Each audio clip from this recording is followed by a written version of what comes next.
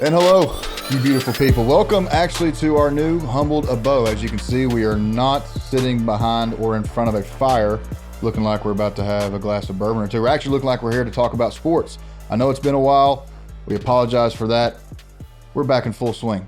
Welcome to, what are we going to call this? The Players Lounge? I know it looks like a damn Todd Lanner, like museum in here. I promise I have one of my jerseys I can hang up too.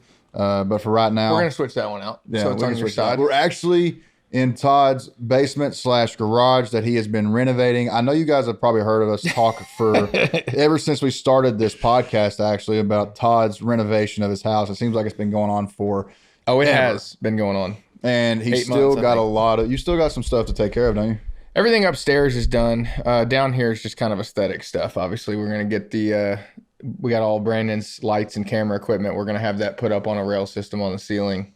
Got some shelves to put up so we can put, some signs. Got some cool little LED lights. We actually have a screen projector that we're actually using right now. So we'll be able to McAfee. Well, that's where we get our sports information from. We don't want to watch these stooges from ESPN. So, but we're actually going to be using that sometimes to break down plays of why they happened the way they happened. Me for football, obviously, and Todd can, talk about basketball. We've got a lot to talk about today. We have an interview with former Kentucky basketball national champion, Cameron Mills. Two-time national champion. Two-time. Almost three in a row. Damn. Crazy. Was that with Tubby? Or Patino? Tubby and Patino for one, Tubby for the next one. God, Ricky P's a pimp, dude. Yeah. I mean, here's the thing.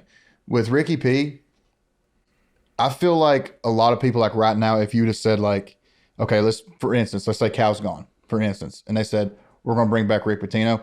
At first, a lot of people would be like, oh, no, what are you doing that for? But me, and I know a lot of other people would be like, okay, look, we're back. You can judge how good of a human he is all you want.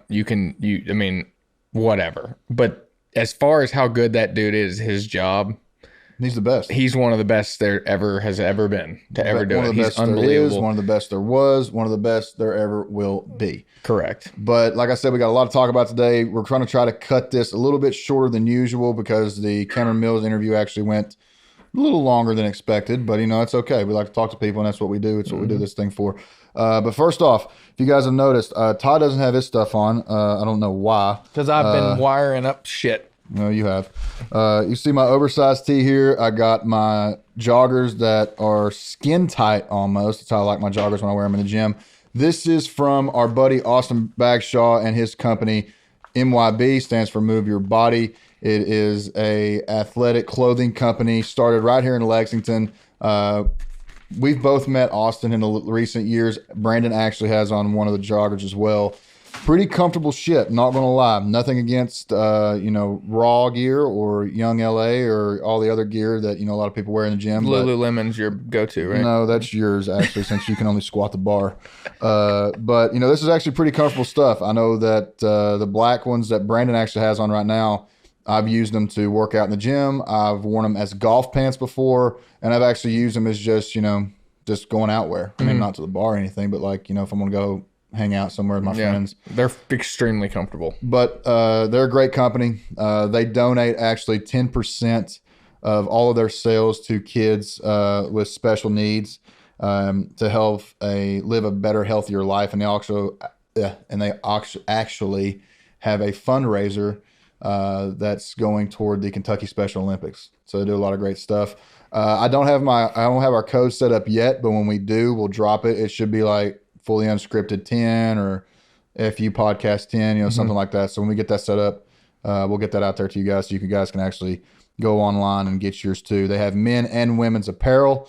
So check them out on Instagram. We'll leave the link in the description below and tell them we sent you. But moving on, we have a lot to talk about today. A lot of stuff going on in the off season for the NFL. Mm-hmm. One, Derek Carr is now a New Orleans Saint. I know that's been a lot of talk here or there. But one of the stuff we want to get down and talk to you about today, Aaron Rodgers.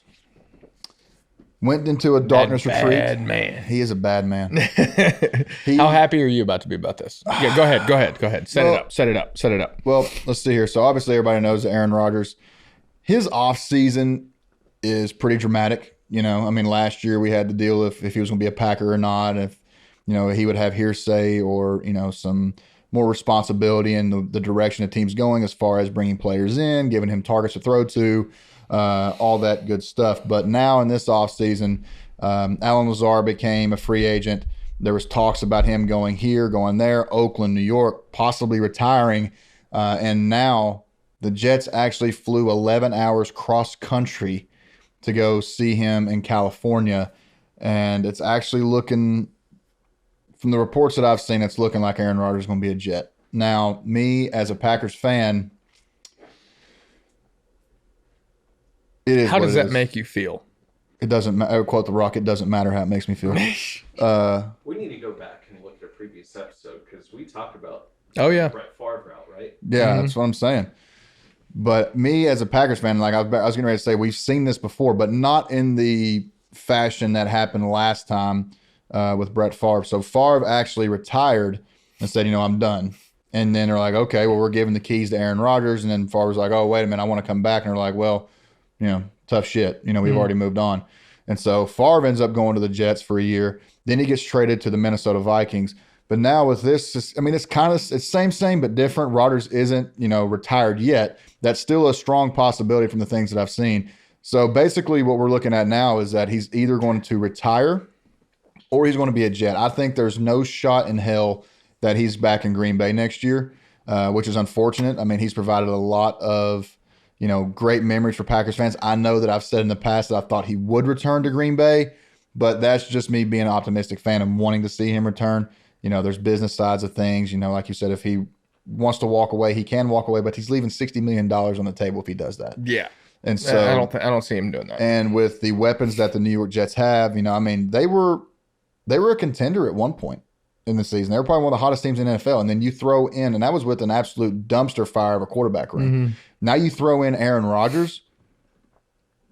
They could be the kings of the AFC East. I know you got, the Bills and Josh Allen and everybody up there, but you throw in Aaron Rodgers to that talented New York Jets offense and defense, they could be a contender. So who knows? They're the Jets, though. They are the Jets. I'm just saying, it's. But we'll see. But he's got guys like Garrett. He's got guys like Garrett Wilson, Elijah Moore. Two top targets in the NFL. Like when he was working this year with basically rookies and nobody that nobody even knew. And then Alan Lazard, didn't have the standard season that he would usually have. And then Watkins came on later on in the season. And so, I think at Aaron Rodgers' career now, it's like he's done enough. He's a three-time MVP, Super Bowl champion, Super Bowl MVP. He just wants to win at this point. And I think that he knows that going to New York may be the best option for him. Mm-hmm. So we'll see how that works out. And he's got a great relationship with offense coordinator Nathaniel Hackett. Mm-hmm. Nathaniel Hackett was the head coach of the Denver Broncos last year. Obviously, you saw the dumpster fire that Wilson and everybody there in Denver. And I think that him moving back to an offensive coordinator position is more like in his lane. And this great established relationship that he had with Aaron Rodgers when Nathaniel Hackett was in Green Bay, I think that also kind of gives Rodgers more of a comfortability status to saying, okay, I know that if I go into this, I'm going in with a guy that I had a great relationship with.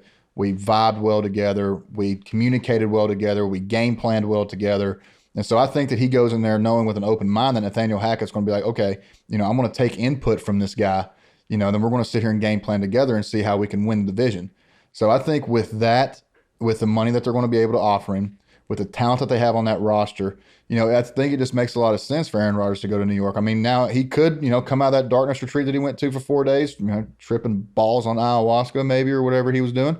He could come out and say, I'm done. He's given a lot to the NFL. He's given a lot to his career. And I think he's at a position in his life to where he can live off his name. Like he's not in a position where he I have to find something else to make money. The guy hosted Jeopardy for Christ's sake, and he freaking killed it. Mm-hmm. So, he's going to be fine with whatever he decides to do with his career, but I don't see him walking away from $60 million in New York. And especially after the season he had last year, I think that the competitor in him is more like, that's not how I'm going out. Yeah. You saw how, what Brady did. He tried to go out on top. Didn't really want to. I don't know. We can get into Tom Brady's situation all we want. Which, by the way, did you see where Rich Eisen actually said that, hold up, Brady might be actually coming out of retirement? And then Brady quote tweeted and said, obviously nobody's ever adopted a kitten with their daughter. If anybody thinks I have the time to come back and be an NFL quarterback. No. I did not see that. No. No. I do wonder though if now that you said it out loud, it's kind of funny to me, but I wonder if Aaron Rodgers was tripping while he was at the darkness retreat. Oh, yeah. I only asked that because how terrifying would that be to be in complete total darkness tripping? I've never tripped ayahuasca. I've never tripped ayahuasca. But I have to imagine that would be one of the most terrifying things that I could possibly fathom. I mean, in complete darkness for days. I think any kind of hallucinogenic you would do in the complete darkness would be scary, because then you are literally trapped with your own thoughts. I have to imagine that if he is on this darkness retreat probably means like no phone, nothing, right? Nothing, literally. So he nothing. has no concept of how much time's passed. No, so like they were actually talking about that before he went in, was like, you know, you could go into this darkness retreat and come back out and there's so much stuff that's happened. You're like just bombarded with news. Mm-hmm. You're just like, wow, that actually happened in 4 days. And I actually read one time when Aaron Rodgers actually announced he was doing this, a guy actually did it for a month, 30 days. Went in complete darkness for 30 days. How do you eat and stuff at that point? Like, I mean, be quite honest with you, I really don't know. Like, I think he gets like a layout. Like when he walks in, he'll see his bed, he'll see, you know, his sink, his toilet, you know, all that good stuff. To be quite honest with you, I have no idea. I'm not going to sit here and talk on something that I don't know. That's got to be the most, that I'm like, you already as a completely sober, you know, if you're eating on time, drinking water, like staying hydrated, healthy, whatever, in complete darkness for 4 days, you'd have zero concept of time. No. Like none. None. Right? Then throw in the fact that if you're on a hallucinogenic, which you don't have concept of time when you're on a hallucinogenic, combine those two things, I feel like it would be like... I don't think he would do any kind of... When he's trying to make a decision? I don't think, like, if you're going into a darkness retreat, I don't think he would try to do any kind of, like, you know, ayahuasca, mushrooms, or anything like that. I think he's just literally in there with his own mind. I agree. You know? I agree. And I mean, I kind of had, like, if you want to call it this, like, I guess a darkness retreat for, like, a year when I lived in this house in college, to where, like, my house, like, my room was, like, in the basement. No windows, no nothing. And if I didn't look at my phone and understand, like, what time it was, you had no concept of time. I mean, like, you literally could not see in front of your face. Now, it was great for sleeping. Yeah. You know, and everything, but, like, sometimes it was hard to get out of bed. I believe that. I mean, because that could be like... Blackout curtains are dangerous. Sometimes they are very dangerous. But I'm like, these are like, this was different than blackout curtains. I mean, this was like literally like if we cut the lights out up here and you tucked a towel underneath your door up here where literally no light was coming in, then that's what we'd see. Yeah. But, you know. Pretty wild. All right, let's talk about Lamar Jackson. Yeah, this one's actually pretty wild. This is nuts. So obviously everybody knows. Go ahead. No, you go ahead. No, you go ahead. Set it up. No, you go ahead. He's acting as his own agent. Yeah. Him and his mom. Like, I know we're going to get into the details of where they stand with Baltimore and like negotiating new contracts and the franchise tag and non-exclusivity and all that stuff. But in my eyes, as basic as this gets, I understand that there's a certain amount of pride that comes with representing yourself. There's a certain amount of business prowess that he feels that he and his mother have.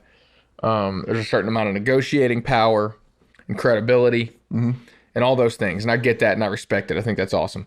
One thing we were just listening to Pat talk about that I've been saying for weeks that I don't understand is you are playing a different ball game right now. You're negotiating a max deal, record-setting precedence of a quarterback deal. With billionaires that are one unit. I mean, like, they're in competition with each other, but those dudes like run in the same circles. They talk to each other. They're making under the table deals behind, like, fans don't want to hear this, but those dudes are making deals that have nothing to do with what's happening on the field. They're back end deals. They have a open communication, right, between themselves. Absolutely. They know what kind of conversations that him and his mother are having. There's a reason that a lot of those teams were like, nope, we're out as soon as the franchise tag came, right? Mm-hmm. Which cannot. Atlanta did. Now, that was one of the biggest surprising ones, was that I always thought that Atlanta would be willing to give up 2 first-round picks and then work out a deal with him. But as soon as that news broke, I mean, literally 10 minutes later, you know, they tweeted it. A spokesperson from the Falcons came out and said, we're done. I mean, that means that that means they wanted the public to know, like, hey, this is why we're done. Like, we're not just done, we're done because of this, right? Like, it was immediate and public. Like, that's crazy. But the only point I'm trying to make here is I don't believe he should be representing himself. It's hard to go into any business negotiation and hear things you don't want to hear. Like, right. You don't want to hear the reasons why you're not worth this money and all that stuff. Like, an agent is to act like their job is to use their negotiating power and their knowledge and the ability to kind of hear the positives and negatives and pros and cons and decide, like, come to an agreement. And you're too close to it if you're if you're the actual dude, right? And the mother of that guy. It's tough to go into a negotiating room, sit down at a negotiating table, and not let your pride and ego get in the way. He has to have an agent represent him on this, or at least broker the deal, even if they do a flat rate type situation. Even if they come out and say, you know, we'll give you this much to help us broker this deal instead of a percentage, you know, whatever X percent that a normal agent would get. Because anything to help the business side get done. Because if that happens, then the first 2 rounders go off the table. Yes. 2 first rounders are completely off the table. Well, if he signs the, basically he has to, it's a little more complicated than I'm comfortable explaining, but essentially. So for people that don't know, so like, and I'm actually just learning this too. I thought a franchise tag was a franchise tag and that's it. I didn't know if there was an exclusive, non-exclusive, or anything like that. So a non-exclusive franchise tag means that he can shop it. Yeah, so he allows other teams to negotiate with Lamar. The Ravens would then reserve the right to match any offer or receive 2 first-round picks as compensation. So I think what the Ravens are doing in this situation is that they put the non-exclusive franchise tag on there to see what he's worth in the market compared to the rest of the NFL, because he's asking for a lot. Yeah. I mean, he's asked for a lot of money. And to be quite honest with you, rightfully so. I mean, looking at what he's done and how he's changed the game in the NFL, looking at what a guy like Deshaun Watson had going on last year with a lot of stuff going on off the field as well, gets a guaranteed contract like that in Cleveland, which I think that only Cleveland would make that deal, to be quite honest with you, because we are the Browns. Yeah. But I think at the end of the day, the Ravens are like, okay, you actually think you're worth this much money. And looking at the stuff that I've read, the Ravens actually do have the salary cap to actually make this happen for him of what he's asking. But at the same time, if they're taking that big of a chunk out for him, what else can they be able to move around to give him weapons or weapons on defense, special teams, different things like that, to where they're saying, okay, you think you're worth this much money. And I think him acting as his own agent, would you turn that off? The government's already listened to us enough, Todd. Jesus Christ. But he's saying, okay, if you actually think, and this goes back to your point of you being that close to the situation, and they're sitting there saying, okay, you think you're actually worth this amount of money. Let's see what the rest of the league has to say. Let's go see if whoever can match, what we're willing to offer. They're calling his bluff, dude. Yeah, I think that's exactly they're calling his bluff. And they're saying, okay, well, you're asking for, close to 300, I think it was like 250 or 260 guaranteed. And I think he was wanting 300. Mm-hmm. I could be wrong. Whatever. But whatever. But I know he was asking for at least the same amount that Deshaun Watson got, which I'm pretty sure was $250 million guaranteed. Yeah, his biggest. So it's the next quarterback who's negotiating a max deal's job to set the precedent, right? They have to raise the bar. So he wants to at least guaranteed what Lamar or what Deshaun got.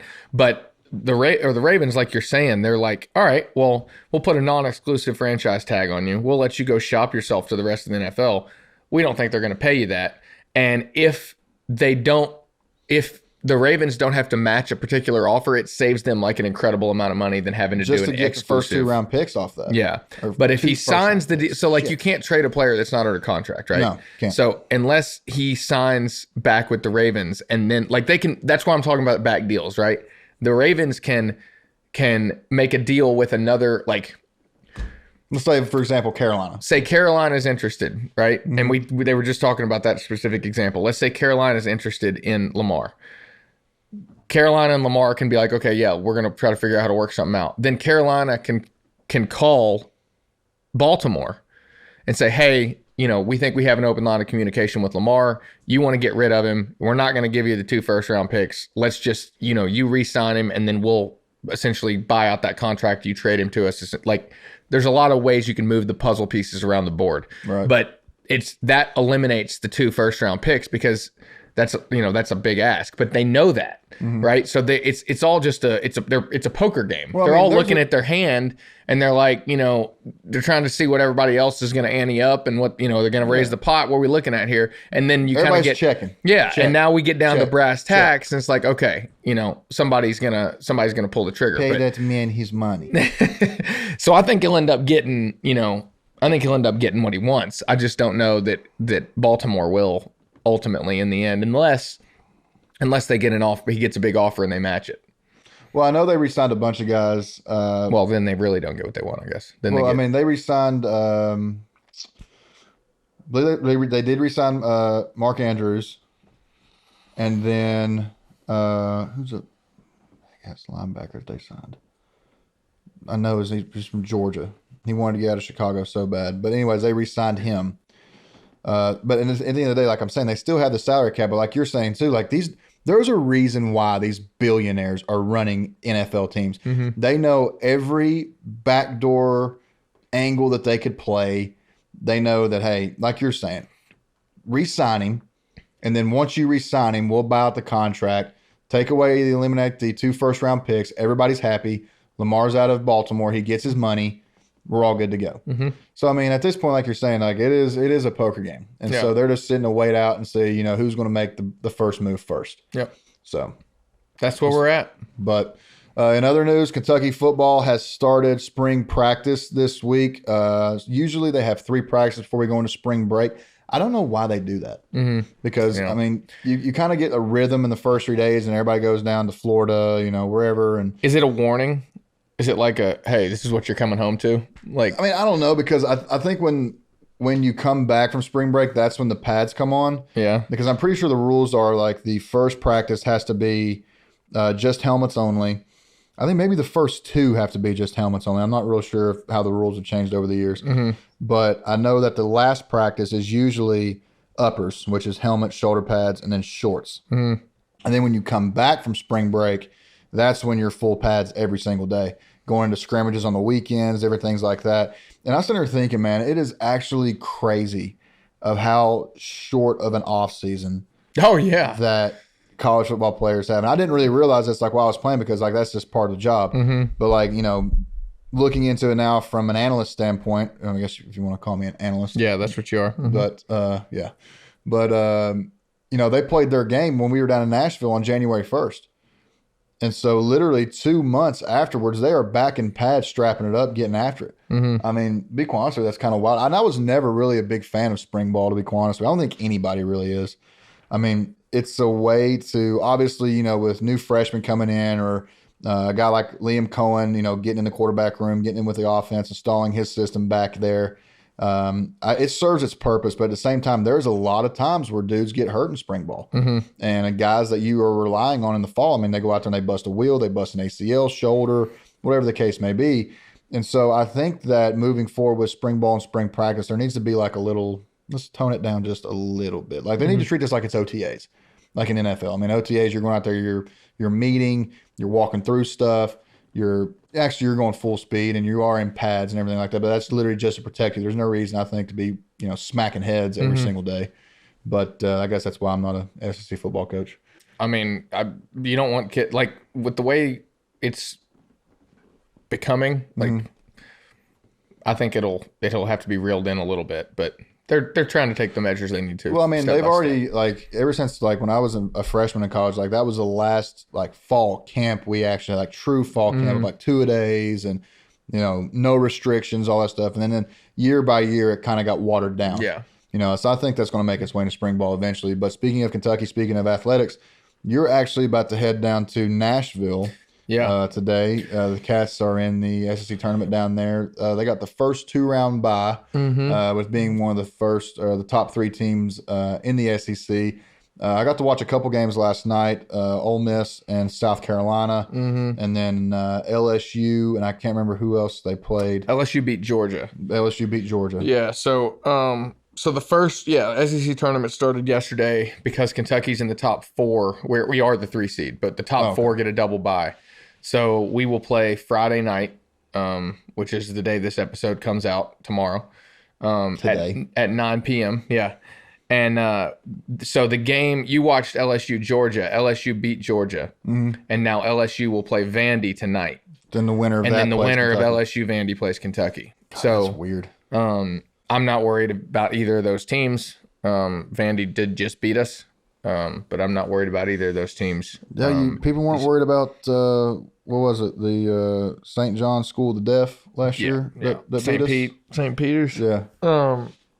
But yeah, I think we skirt by pretty handily tomorrow night or Friday night, and then it'll get interesting on Saturday. But because we're the 3, we won't have to play Alabama until Sunday at noon in the SEC Championship if we both advance that far, which is Selection Sunday. So I think if we win tonight, we're pretty safe, locked in at whatever seed we can expect to be. I think we have a potential to be as high as a 5 or as low as a 5.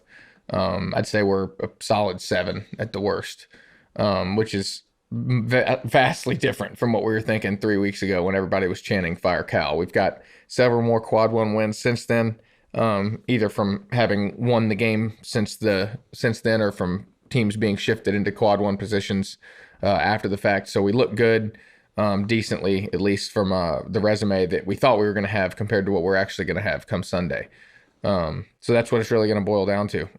Biggest problems we got right now is we don't know if Severe's playing. He more than likely will not. He has an ankle injury that was holding him out. He had a surgery that had nothing to do with his ankle, supposedly.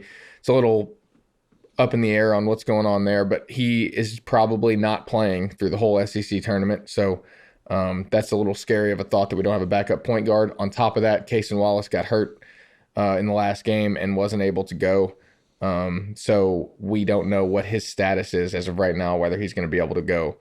And then CJ's only in his 4th game back from injury. He's been on minute limit restrictions. I think he'll be in I think he was in full swing last game and should be this game as well, but still there's some apprehension there when you're coming off of an injury. So, and Cameron actually had some pretty, and I know that, we're going to actually get into this Cameron interview. And I remember him specifically saying, some of the things that he would, that he actually went up and said to CJ, coming out of this injury. So we'll see if the kid can get his stroke back, because once he gets hot, man. Yeah. I mean, I don't know, shit from Shiloh about basketball, but I know that when the kid's hot, the kid can shoot. And I think he's one of the best shooters in the country, like when he gets hot. So I think when he was at Iowa, he was shooting like 44.7% from 3 or something like that. Started off the year in the same, kind of area with Kentucky, and then has fallen off a little bit since, obviously injuries and, losing the league. You miss a couple shots, your confidence tanks. But like you said, he's the kind of guy that he just needs to get it going. Shooting, see one go in, and just keep shooting. I want him to take 3 or 4 shots to start this game. Probably not 4 threes back to back if he misses Maybe them all, like but 2. get 2 or 3 in, and get 2 or 3 up, and see one go in, and he'll be fine. Well, I know you're going to have a hell of a time in Nashville. Seems like you might as well just move there. I feel that way. I'm splitting time at this point. I'll spend more time in Nashville this month than I do Lexington, I think. But I'll take it. I love that city. It's going to be fun. I'm going to go down there and eat my new I got a new taco joint I found on Vandy's campus. I'm going to go down there and do some damage here in a minute. Yeah. Okay. As soon as we're done, actually. I'm going straight there, and I'm hungry. I'll tell you to get your oil changed first. Well, I'm going to stop to get the oil changed. Okay. Then I'm going to go. Well, you get there about 8 p.m. tonight. No. Actually, you're going to text Mike, and Mike's I'm going to roll in around 6. He already texted me. I got to call him when I leave. You won't be there till like 9. See, here's the worst part though, or the best part, I should say. When you're going down, like you gain an hour. Yeah. So if I left as late as like 5 o'clock, I'm still there in plenty of time for dinner. Right? 7:30. And then on the way home, you though. But you leave there at 5 o'clock. You're home at 9, like 9:30. Yeah, it also takes longer. You got to leave. For some so reason the rule is like you can leave an hour later than what you expected to going down, but then you got to leave an hour earlier from there to get back home at the time you want to. Yeah, but it's an issue. I love Nashville. It's also a worse drive coming back. Like I wasn't really a big fan of Nashville until I actually started exploring Midtown. Yes. Printers Alley and others, because Broadway's Broadway. I don't know that that's the main attraction for Nashville, but you got to go where the locals go, man. Yeah, I want to drink with the townies. You went in.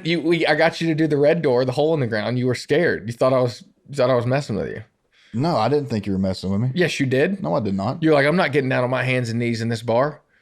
And guess what you did? No, I did not. No, I literally like squatted down. I looked through it, and then I was like, "Well, what the fuck is this?" You're like, "Oh, it's just a basement." It's not just a basement. There's bodies down there. No bodies down from those there. that couldn't keep up with the PBRs. Whatever. Like you would drink PBRs and long cuts. Yeah, you would literally. So if you're gonna come after me like that, like you'd be the guy to like dip Skull like cherry pouches. Wintergreen. So you dip Skull cherry pouches, and you would drink like some kind I used to drink PBR. You would drink like an IPA used to be all I drank, or some actually. kind of craft beer, or something like that. That used to be all I drank. Craft beer? No, PBR. Oh, okay. I do like craft beer, but I really like craft. I like Blue Moon. If you call that a craft beer, is that a craft beer? I don't know. I never. Do we call that what? Never drank a Blue Moon. What? What? We're gonna have one right now. No. Do you call Blue Moon a craft beer? No. Really? It probably used to be. It's it's too mainstream now, but Blue Moon in the summer, and then I love like Country Boy Shotgun Wedding in the winter. Country Boy's good. I like. But is Shotgun Wedding a craft beer? I never had a Shotgun Wedding. It's too heavy for me. It's like a Then how do you know it's too heavy for you? I said I like Country Boy. I said I like their Pilsner. If you actually fucking listen. You said I've never had a Shotgun Wedding. It's too heavy for me. How do you know it's too heavy for you if you've never had one? Because when I would ask DH about it, he's like, it's basically a Budweiser. And I know when you drink a Budweiser, it's like eating 5 fucking ham sandwiches. I'm about to have a Budweiser. I know you are. What? But anyways, Todd's heading down to Nashville, SEC tournament. We talked about Lamar Jackson, Aaron Rodgers, spring football. We got some more stuff coming up for you guys next week's episode. Hopefully we'll have a guest and get to start utilizing this space down here. But thank you again for tuning in with this first segment. Now let's take it over to our interview with 2-time national champion Cameron Mills. Had started practice, so I took him to a practice, and but I remember come down and he went in my backyard. I don't have a big like backyard, but there was grass, and he was, I mean, literally in awe. He stood out there and just stared at it. He goes, "Dude, you got a lawn?" I'm like, "Yeah, just about everybody down here does." No.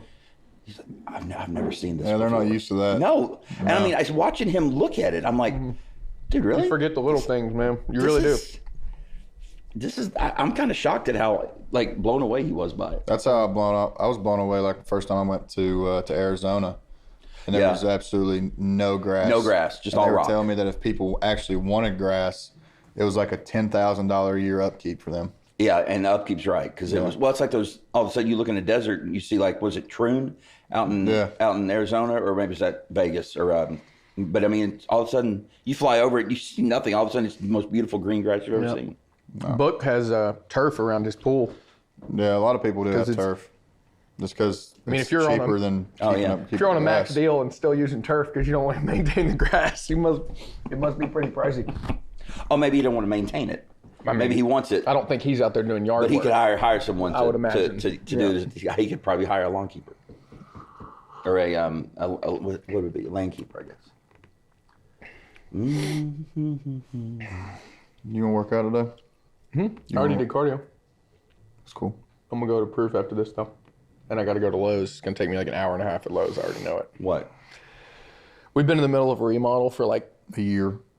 Remodel what? Who's we? You? Me and Maria. Yeah, for like where? I think 8 months, Beaumont. You're still sitting in the little condo, whatever it is? Yeah. Okay. I think you like remodel that thing? We have, yeah. Okay. Like a big one. It's been very ongoing. Did you get it cheap to do that? No. Because those aren't cheap. No, but it's worth it. Yeah. It'll increase the property value plenty, and I want to keep it as rental property. But yeah, I would for now. Because I've seen signs up there in those yards that say for rent, and they're not gone. They're not there very long. No, never. Yeah. No, I got Brady there, the strength coach. Oh yeah, you like him? I don't know him that well, but I like him. He's different, but I like him. Yeah, he's a good dude. I like that dude they had before. Rob. Yeah. I never met can't Rob. Do what he did though. Which was what? He got in straight up altercation with a parent at his daughter's basketball game. Oh, did he really? On camera. Did this make the news? Mm-mm. Oh, good. But it had repercussions. It had to, yeah. But it wasn't like, I think that was like a straw. Like, really? Yeah, I think there was a couple things, but I like him. I think he was great. All strength and conditioning coaches have they got something wrong. Yeah, they really do. They really do. One level. Who was yours? I had Sean Brown, who followed Rock Oh, Coach Rock's a G. Rock's also bat shit crazy. He's nuts. That's why I love him. That's what I'm saying. They all have a screw loose. Yeah. Rock is a different type of. I showed up one day, and I mean, they got screw looses everywhere, but I showed up one day, and Sean, who was like Rock's protege, I think, but he definitely followed Rock for Are you getting sound? I'm listening. Oh, I'm sorry. I just want to make sure it's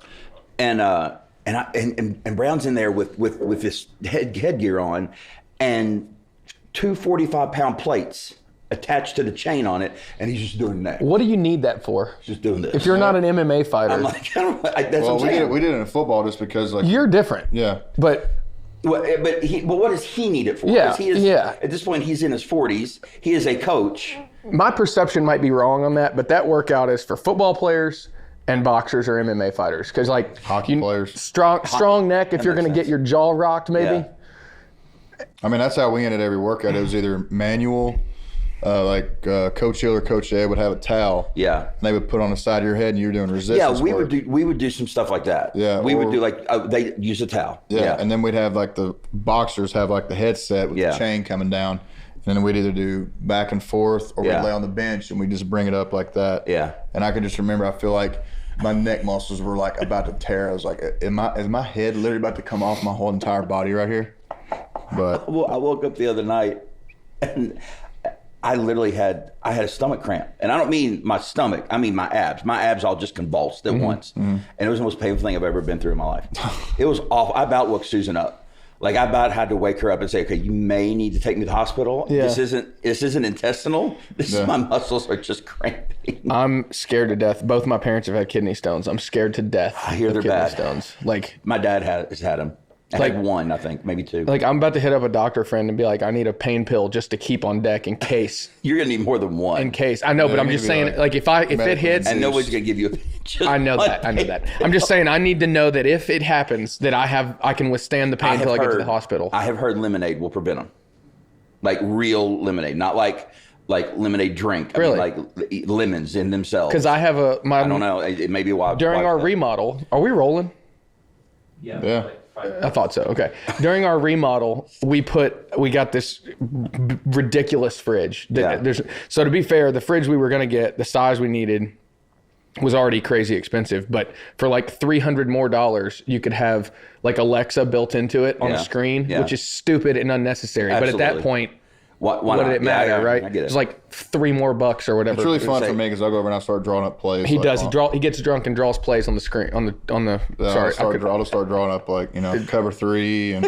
I actually have learned football from my fridge. I was going to say, that's what I said. The moment he says cover 3, I said, man, I could actually learn what. We'll dive into that. Look, under cash. Let me get through this real quick. So the best thing it did for me, though, seriously, is because it's got that built-in feature. Again, minor upgrade at that point, but there's internal cameras, so I can be at the grocery and I can be like, "Are we out of milk?" And I can like look in the fridge, which is actually great. So you actually like it now? That part, the on-screen stuff, is just useless. I mean, it's got my calendar from my Google Calendar and stuff, which is fine. So but like, while you're getting your morning creamer for your coffee, you can see what my day's like. Yeah, it's weird. But anyway, the point is, I just completely lost where I was going with that story. There was something important I was going to say. It's what makes you. What were we just talking about? What makes you a great host? Thank you. Right here. No, right before. What made me bring up the? I was talking about him drawing up football plays. Before that, when I brought up the fridge. I think there was a reason for this. I think you just randomly brought that up. No, there was a reason. I'll circle back to it. All right, good deal. Bring us in. Look forward to it. Oh no! You were talking about kidney stones. Yes. Yeah. So it's got I'll bring us in the first time. You bring us into this one. Okay. It's got a pitcher that goes in. So it's got the water dispenser like most of them do, right? Yeah. But then like when you open the door, there's a pitcher that's got like a spout above it. So when you put it in there, it refills it. Gotcha. But it's got a little fruit tray. So Maria. So you can have like cucumber water, lemon water. Now. Well, that's what I'm getting at. So she's been putting lemons in there. Oh, okay. Now that may be helping. So the lemons I've been drinking. Kidney stones. Yes. I've been drinking lemon water unintentionally and against my will for several months. I think that if you're that scared of kidney stones, I think based on the old wives' tale that I have been told. This is the first I've heard of this, but I'll check. Where'd you go to medical school? I've not been. Okay. Neither have many people who have any sort of opinion, any sort of ideas. Well, you gotta actually, no, I've been to medical school where everyone else has WebMD. Yeah, that's right. That's where you get everything. I love going to WebMD and then going to see my doctor letting her tell me something, and she's brilliant, and then saying, "Yeah, but this is what I read online." Yeah, and she just rolls her eyes at me. Yep, I know, but just talk me through this. It is funny because you get something in your head, and then and then it doesn't really matter where it came Susan from. and I both will go down rabbit holes like that. It's nuts. Yeah. So. All right. Well, welcome into another episode of Fully Unscripted. I'm Todd Lancher. He's Cash Daniel, and this is Cameron Mills on Twitter and Instagram with a Z. Correct? I don't know where I'm on Instagram anymore. Twitter with a Z. Twitter with a Z. Yeah. Instagram was for the radio show. The radio show's kaput now. So Gotcha. So tell us a little bit about what you got going on right now, so everybody can catch up with you, and then we'll dive into the topics at hand here.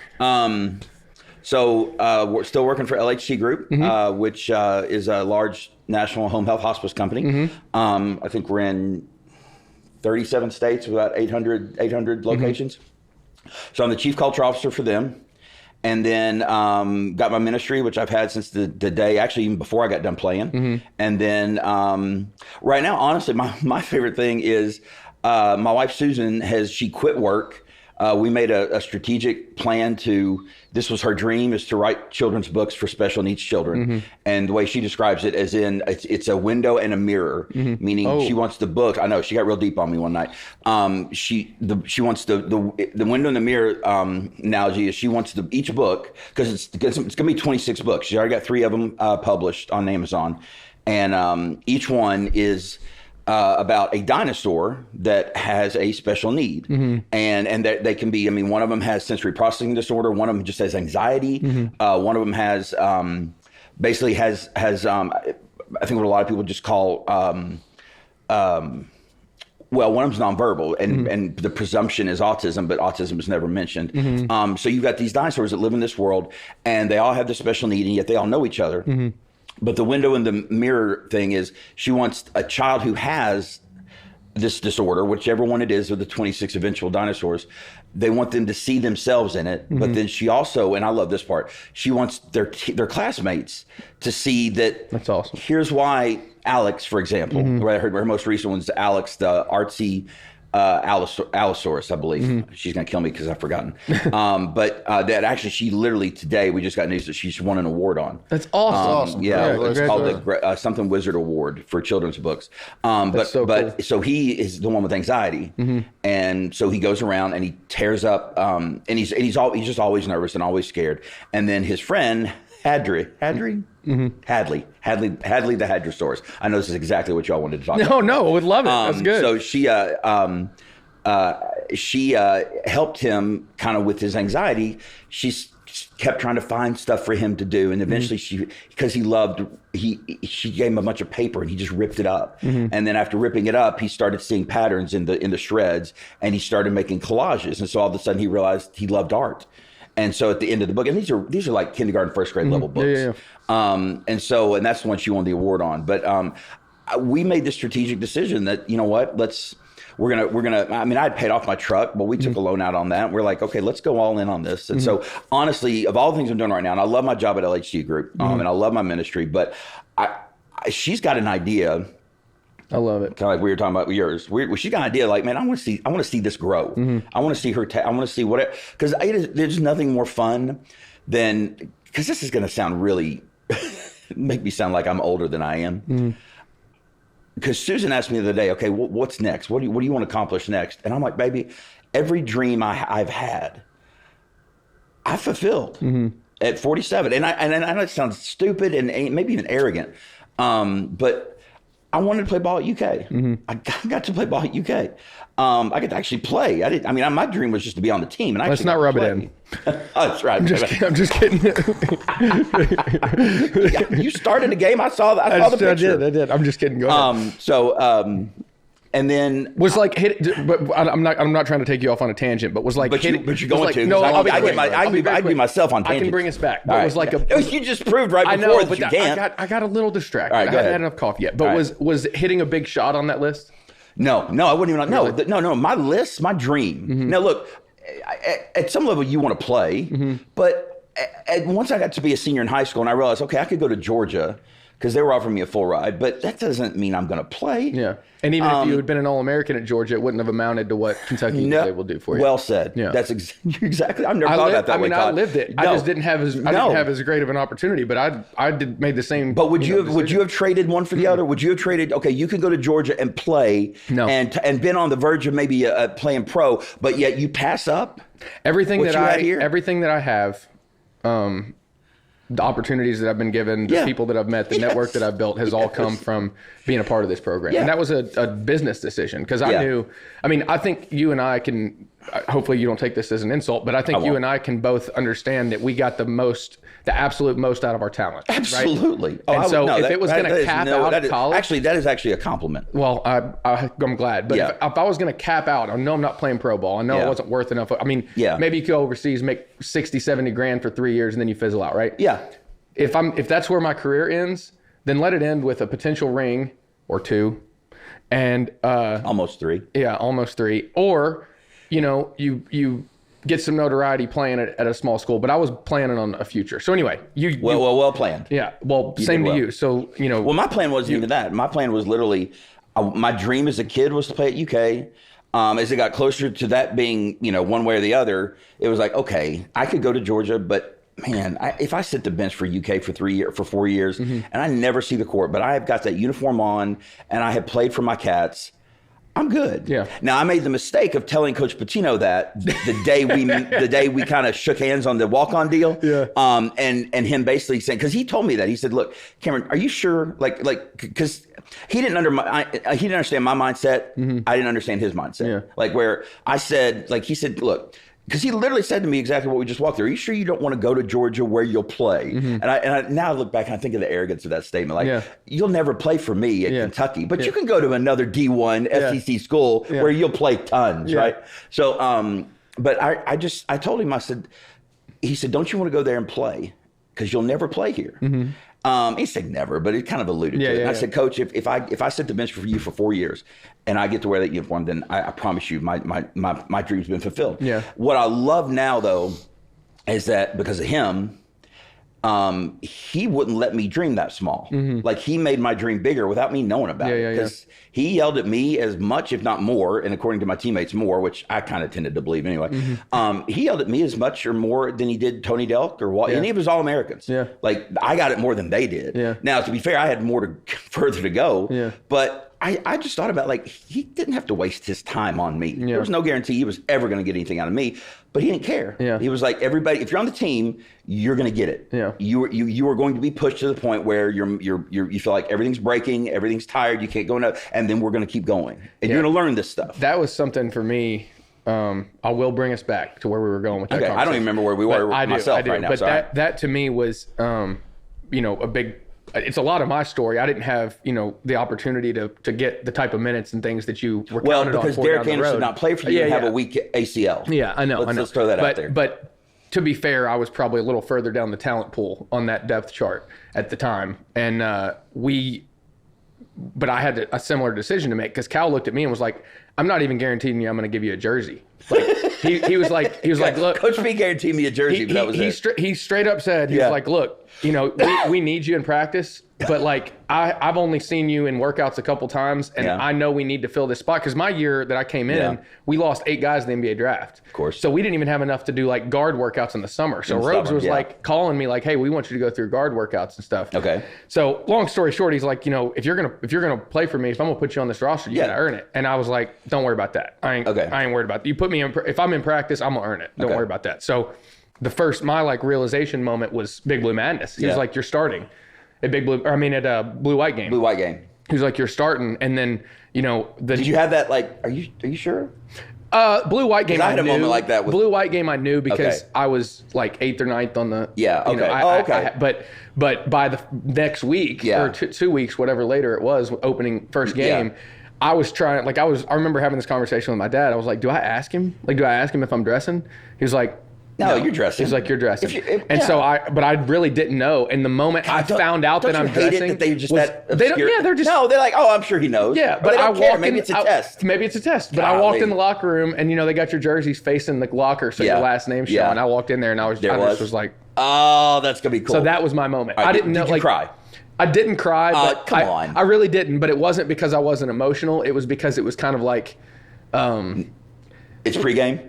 Yeah, it wasn't like a sense of relief. It was like, okay, now the pressure's on. Like, I see. Okay, before, so it wasn't celebration. Yeah. No, you had maybe a little moment of it. It was internally, but like for me, it was like you couldn't come in the locker room. That's not the goal, right? Well, but you also, I get it now. You couldn't walk in the locker room to get dressed with your teammates. Yeah. And immediately start crying because I'm on the team. But for me, it was kind of like those videos they put out where they put a walk-on scholarship. You know what? But for everybody else in the locker room, they were like, "What are you? Of course you're."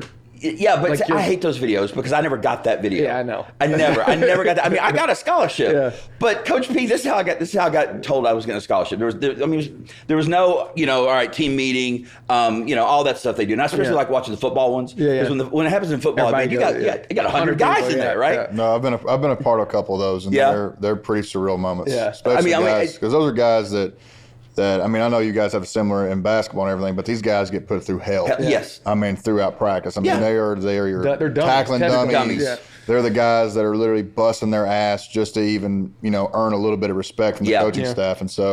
And we know, and the guys see that, and, we have the utmost respect for them because they're actually paying to be on that team. Yeah. With no guarantee of anything. Exactly. So when that happens, it's just a big surreal moment for everybody. So it was surreal for me, but it was private. It was me and my parents shared the excitement because this is how I got notified. I got a call from Winston Bennett.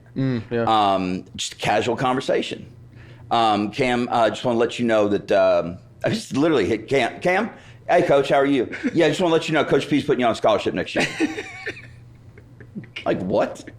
He said, yeah, we got a scholarship laying around. It was laying around. So you know how they are. Scholarships are always just laying around. I mean, they're just there's one. Let's go use that one and give that one to Cameron. See you at 2:00. So I mean, that's taped up, ready to go. But I did start crying because to me it was like, and here's the great thing about the guys I played with is that when I went down to Georgia for my official visit, they were playing pickup, right? Season hadn't started yet. It was football season. So and they were playing pickup, doing conditioning, and we're watching. I'm watching a pickup game, and there's 3 walk-ons over here. They treated those walk-ons like crap. Yeah, see, it was. I mean, it was like, dude, these guys. And I really at that point I was turned off by that team. Yeah. Because I'm like, well, maybe this is how walk-ons are treated. Yeah. Because at the time, UK walking on wasn't even. that hadn't happened yet. Yeah. Even the option or the thought process of it. So I'm just like, all right, well, I guess this is how you treat walk-ons, right? I'm not going to treat them that way, but. I just noticed it was bad. Yeah. And so, but I played with a group of guys who got complete opposite of that. Yeah, same. Where, they hazed me. Mm-hmm. I mean, Tony Delk literally grabbed me naked out of the shower, put me in the dirty clothes dumpster, right? And wheeled me out onto the court, right? I'm like, oh, okay, this is what it's like, right? It was all fun and games then. Yeah. It's dangerous now. You're right. Exactly. Prison now. Exactly. That's right. That's right. Back in the day, back in the 90s.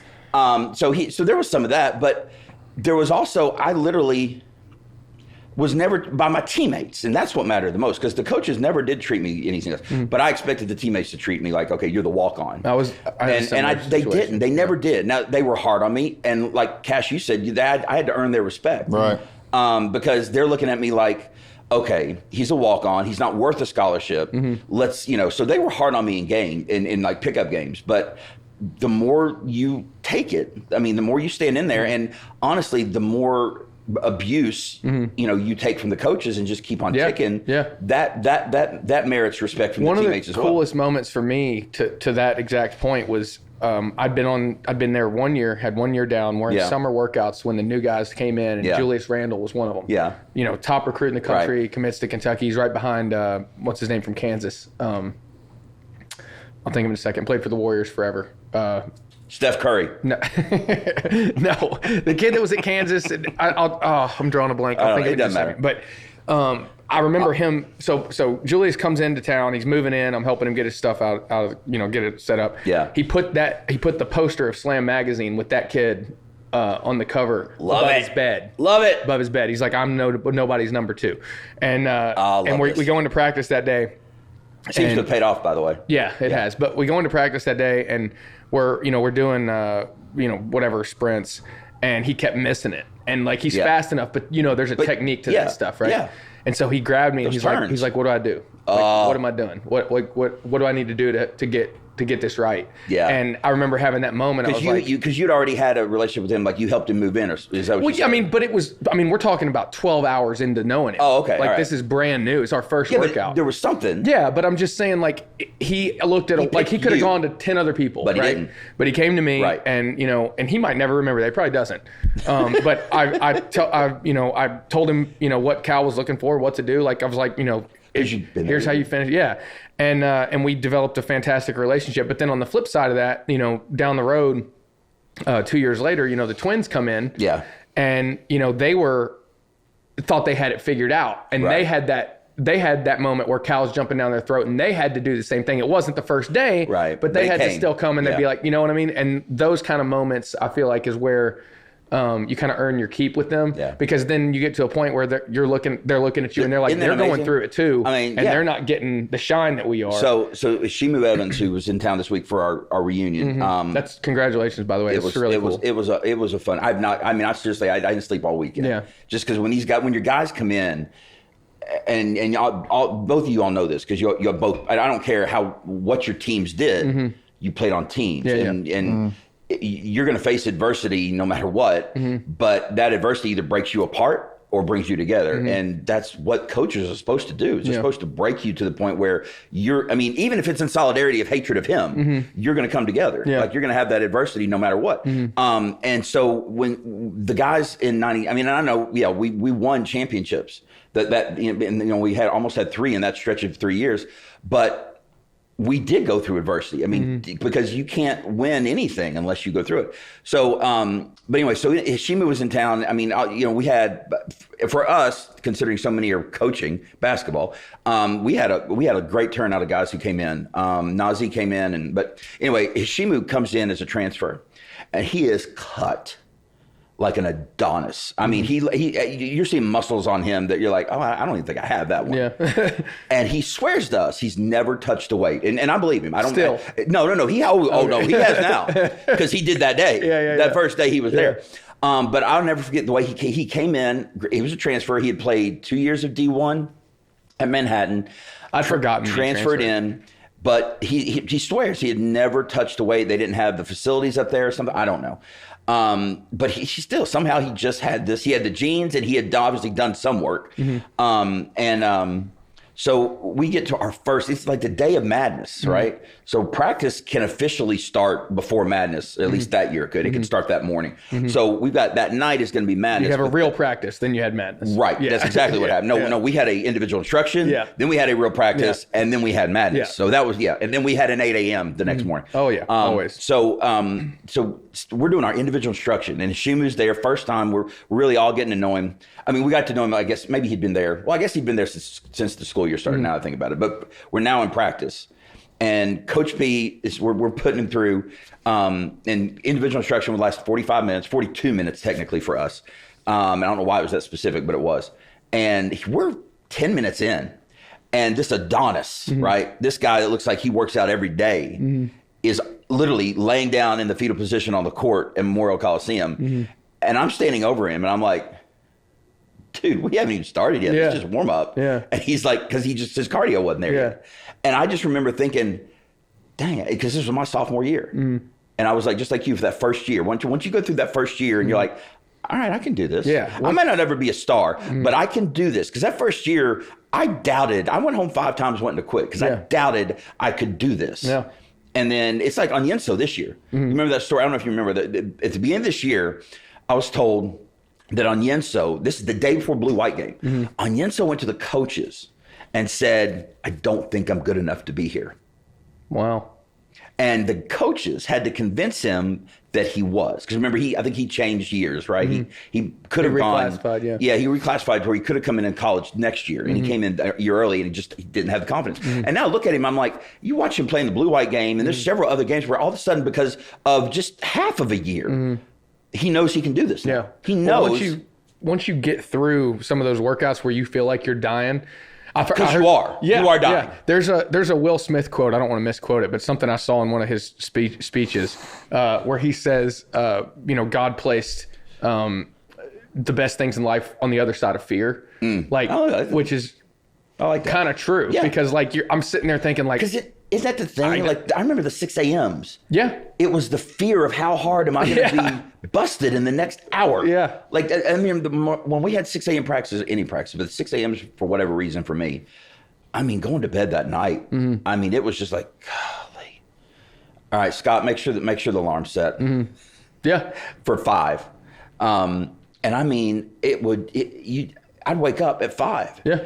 And fear is the word. Yeah. Which makes no sense because nobody was going to kill me today. No. Nothing bad was going to happen today.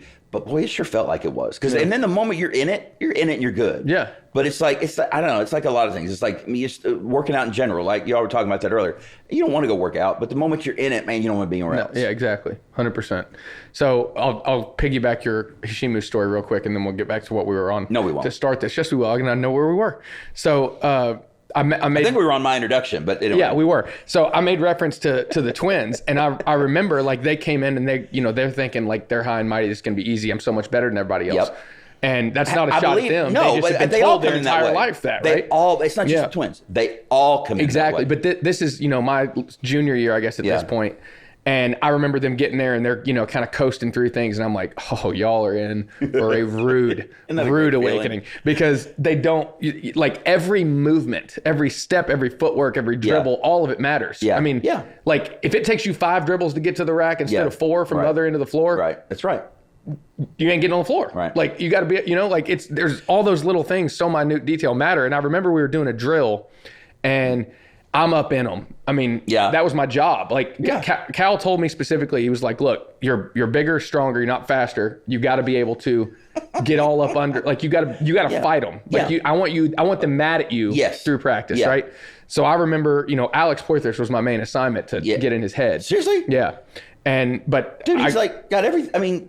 I can see you with the twins because you're a guard. Alex wasn't a guard. I'll let you ask Alex about it. That was my duty. Because he and I talk every day. That was my duty. Well, we'll get him in the same room. So I'm guarding the twins. I get switched off on them on a pick and roll or something, and I, get up, press up in him. Yeah. And I remember they made a mistake or turned the ball over. They called the play dead.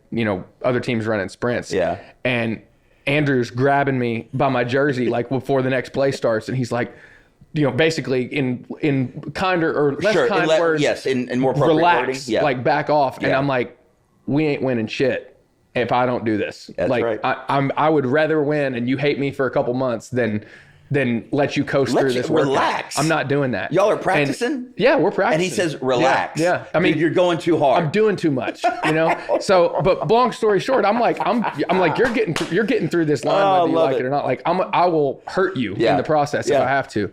But I knew what my role was, and I knew we wouldn't be good without it. And I'm not sitting here giving myself that kind of a pat on the back or credit for their success. But this is the point of a team. Exactly. This is not what. Exactly. This is why.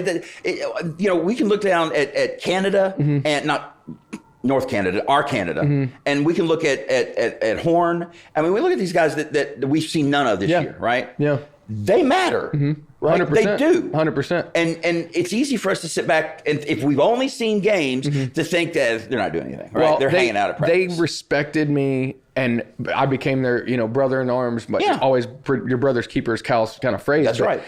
Our relationship progressed, exponentially from those moments forward because they knew that I had their best interest at heart and I was doing everything I could from the end of the bench.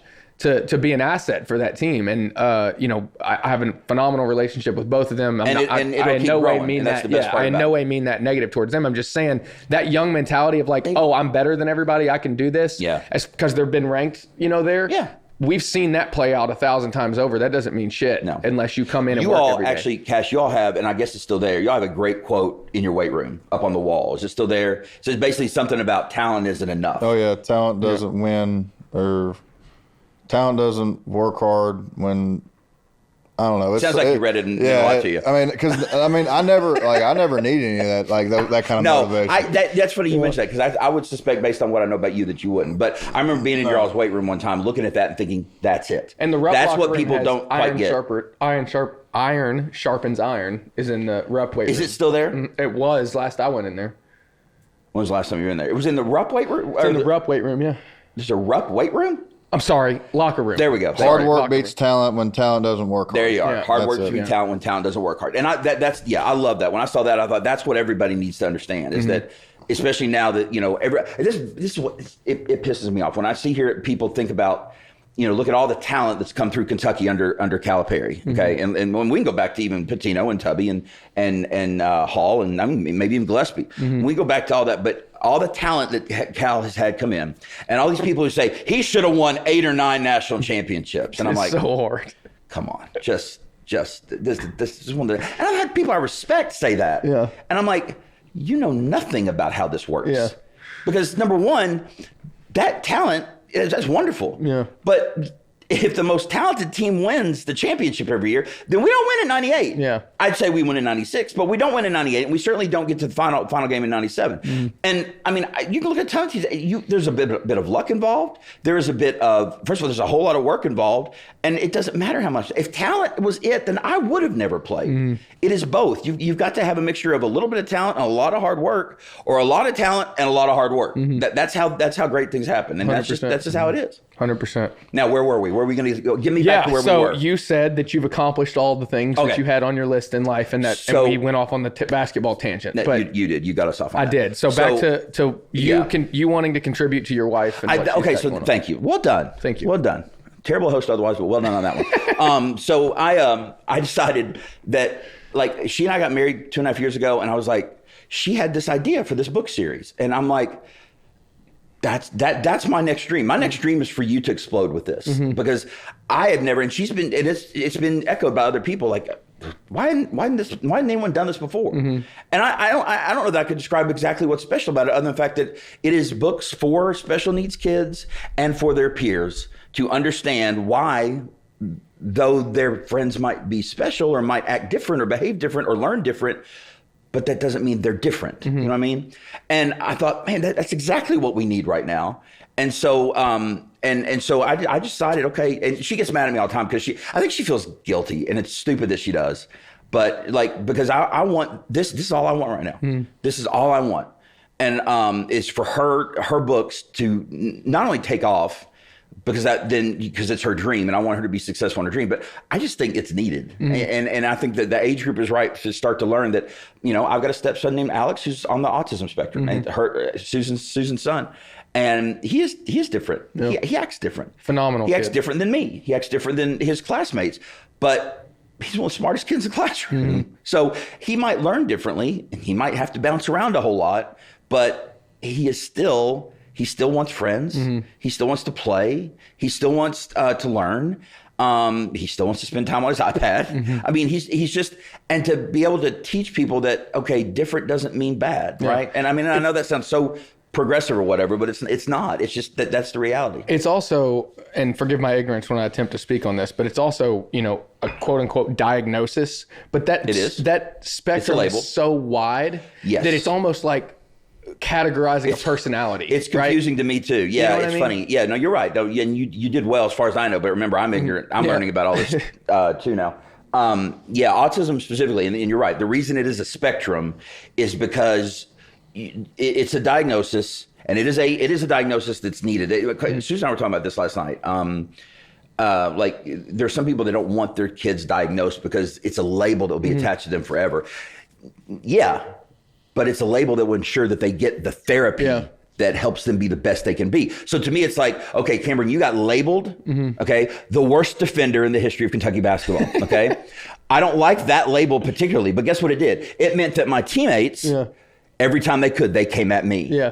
Because number one, it meant they were probably getting to the basket pretty easily. And number two, what it meant, though, is that I had to learn how to be better. Yeah. If I'm going to be slow laterally, I've got to work out the geometry. But and I got to learn. And the only way to learn is to be embarrassed over and over. You know what else it meant though? What? It meant that in the game situation, they were there a little bit quicker on help side, and they were talking a little bit more to help you out. Yeah, but that's true. And as a team, then that helps. That's what I'm. But it also then makes you feel like, okay, if I don't get better, then now I'm hurting my team because they're having to cover for me. Yeah. Well, this is a crazy basketball drawback to this, but my point is like if we as teammates have a better understanding of what somebody like someone Alex else is dealing where with. someone else's weaknesses Yes, are. Correct. Yeah. But yeah, what she's doing is phenomenal. I got to thumb through one of the three. I think she had one out at the time. Yeah, when her first one was event. Stella. Then we went to she's gonna shoot me. Toby, and now we're at Alex, and then she got her award today for Alex. So. That's awesome. Congratulations to her. But what the event you all did last year before Madness, which we can't, we're not. I think we might be able to pull it off this year. Let's talk about this. So, well, if you need help, it'll get us right into talking about the Cats for a little bit, right? Perfect. All right. So. Right now, it looks like we could, because if the Cats aren't in the tournament, I don't know that we can do this. Well, I don't think we can. Right. Yeah. I mean, why would you might have to plan? People will still fill out a bracket if the Cats aren't in the tournament. But does anybody pay money to come to an event to get mine, yours, expert opinion on? We're gonna have about. By the way, expert. I don't know what camera I'm looking at. We're gonna have about 3 days to figure it out. That's the thing. Yeah. That's what. As soon as I said this last night, he said maybe we got to start at least tentatively planning because. Who knows? Well, let's take a step to the basketball side directly for a second. Then, what do we have to do in these last 5 games to make it? It's five or 4? Win 5, right? 5, including tonight.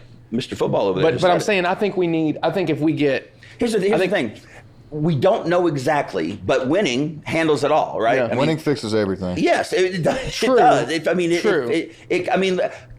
Cal twice this year. We wanted Cal fired. Hilarious. Do you think we want him fired today? Hilarious. Has he become a better coach all of a sudden because of the Tennessee game, or is he the same guy he was, and now the players are starting to get it? Yeah. And listen, the problem with this year's team is the inconsistency. We may come out and just, who knows what happens tonight? Yeah. We've got, did we decide 4 games left or 5? Whatever it is. I think tonight there's 5, and then this episode will come out on Friday, so there'll be 4 left. All right, so who knows? The good news is now,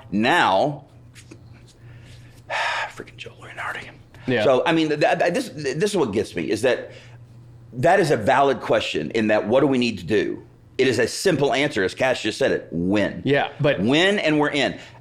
If we start picking apart, like, okay, well, how many more do they need to win? Yeah, I know everybody wants to get ahead of it. Joe Lenardi's the reason that they. Yeah, well, it's not just him. It's him. I don't know who started the bracketology. There'll be odds out on next year's brackets the day after the title. It's the moment the season's over, they're going to start ranking next year's top 25. Yeah. What is wrong with these people? I don't know.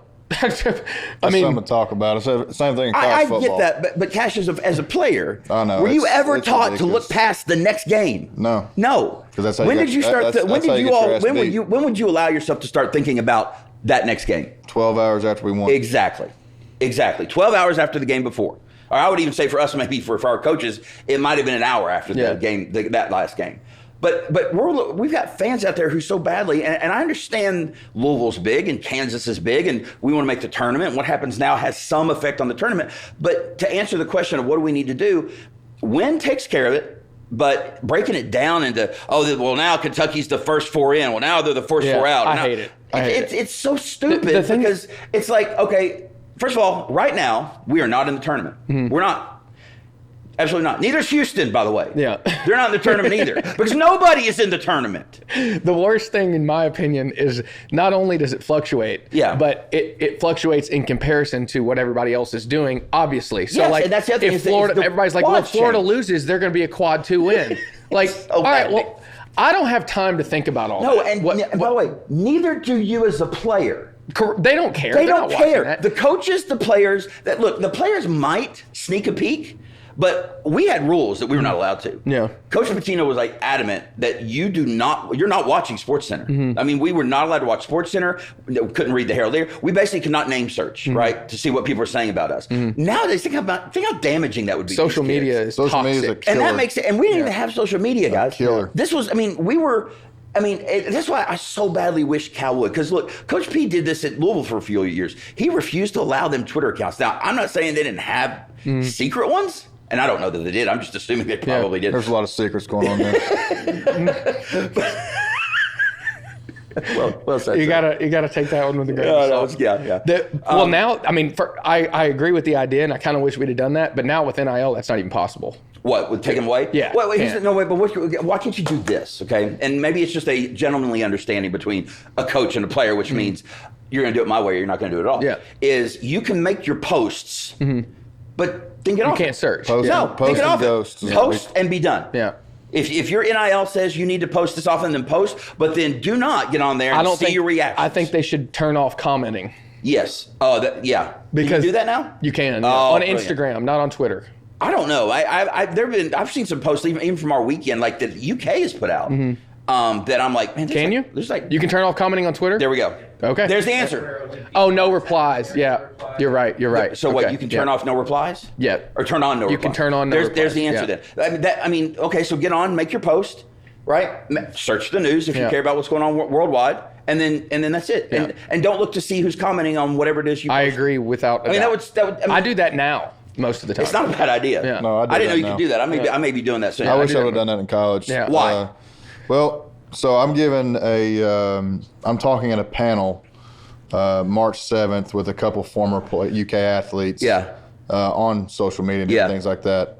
And I read through some of the questions and everything that were going to be asked. And so the biggest thing is that, like, and one of the main things I'm going to be talking about then is that, like, you work your ass off to get to where you are at that certain level, okay? There's people don't understand the hours that you've put in, the stress that you've put yourself through, the worrying of going through workouts, the fear of going in there and know you're going to fucking die almost. How many times did you throw up in the middle of workouts? Oh, my God. So we had Hell Week. Yeah, right. So we called it Hell Week. So it was Tuesday, Thursday, it was Monday, Wednesday, Friday. Yeah. Was 6 a.m. on the turf in there, and there wasn't a single drill that we did that was for athletic ability, for making us better football players. Right. It was designed to weed them destroy you. Yeah, right. So coaches can break you down and build you up the way that they want it. And then also the same aspect is that you're relying on your other teammates to be like, hey.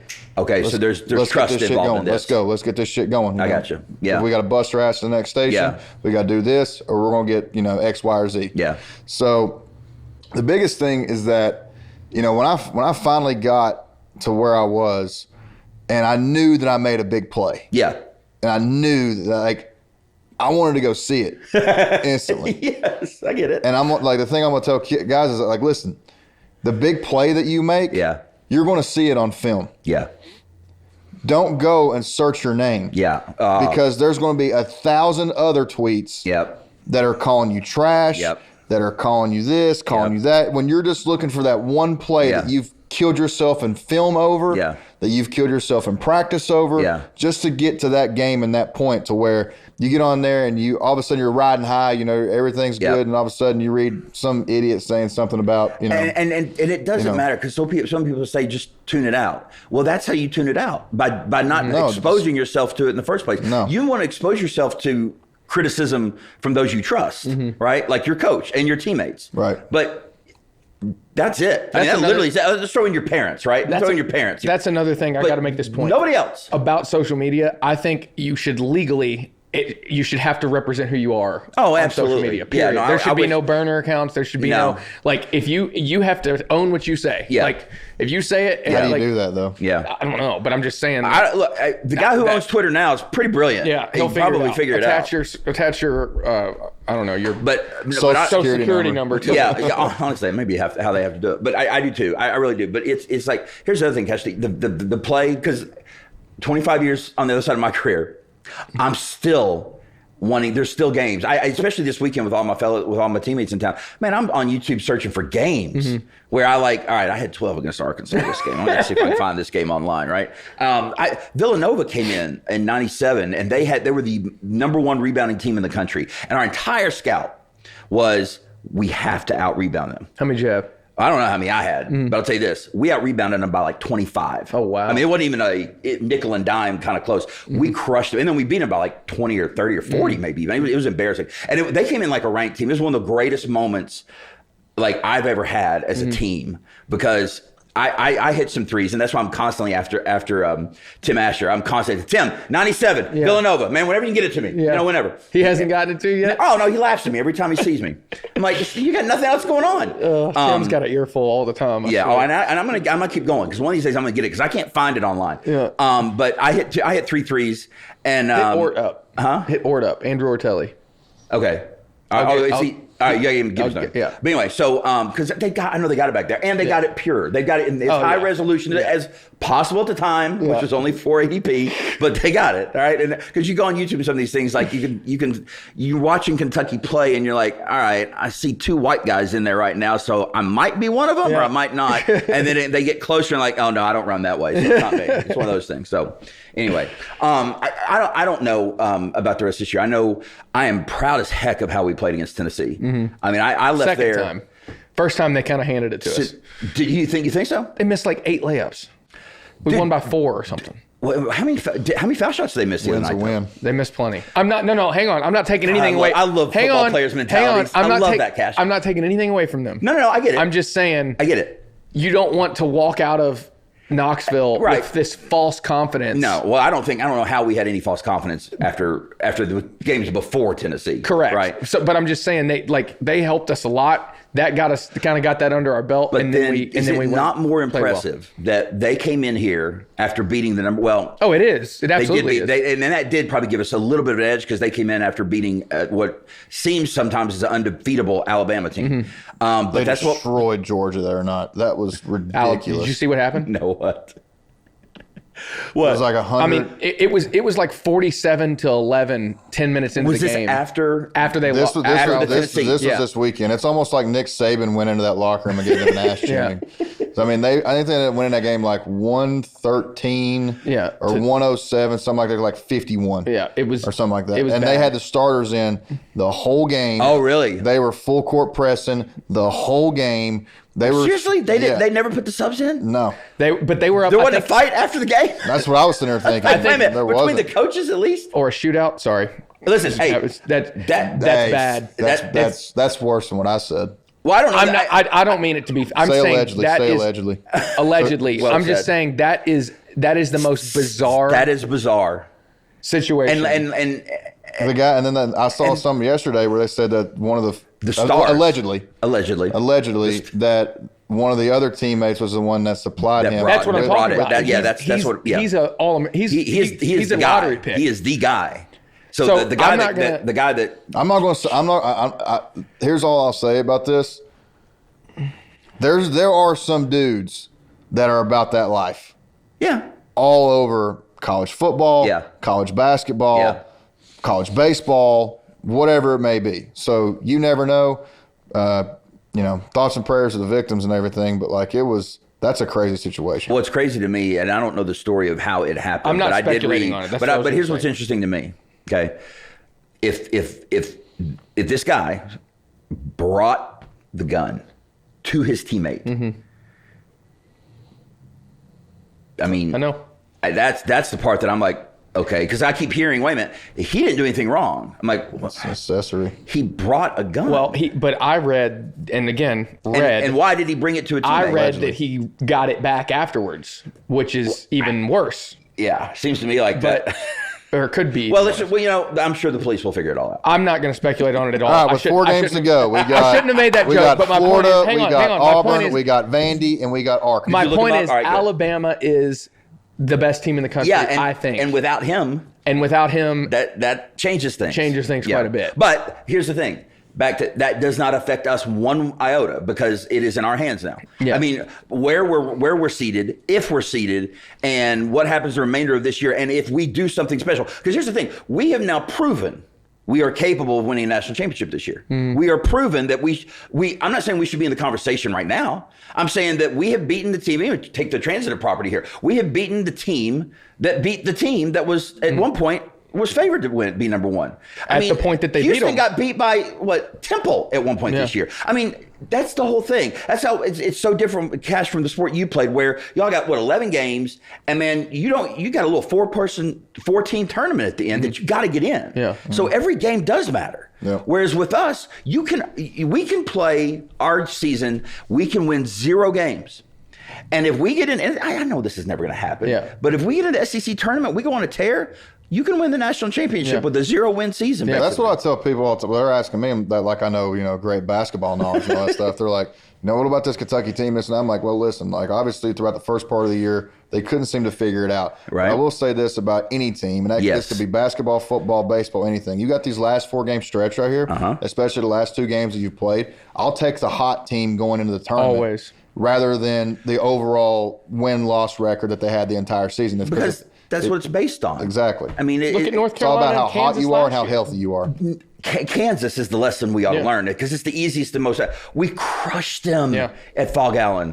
Crushed 30. Them. So much so that I literally already put us down for an L this year because they're going to take it out on us 100%, this year. And absolutely. And they beat us. Yeah. And then they were coming in off a 3-game skid. So what does that say? Yeah. That they came in and, I mean, that we still held them to I got so much 10. hate for picking Kansas in that game before. I was like, they've lost 3 in a row and we beat them by 30 last year, and they're better than they're playing. I know, but that's the thing that, like, okay, you just know. I shouldn't have said it, but you should. No, you should have. I'm glad.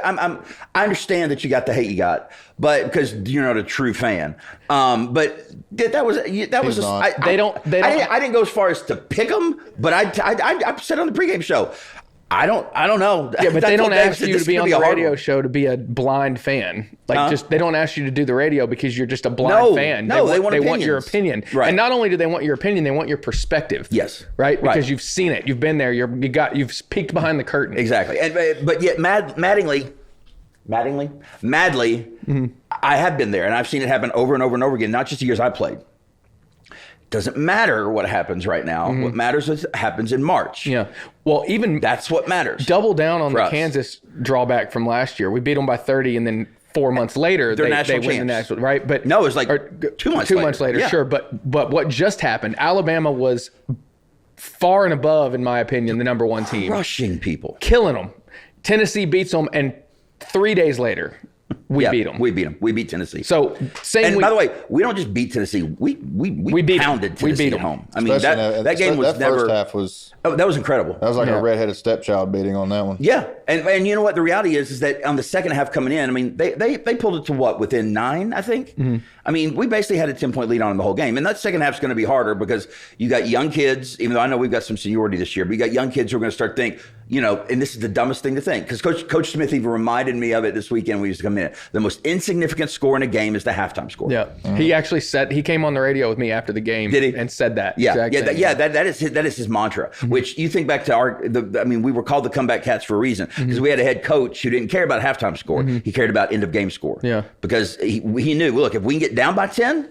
We can come back by 10. Yeah, and we can even go up by 10. Was he phenomenal at like the halftime adjustments?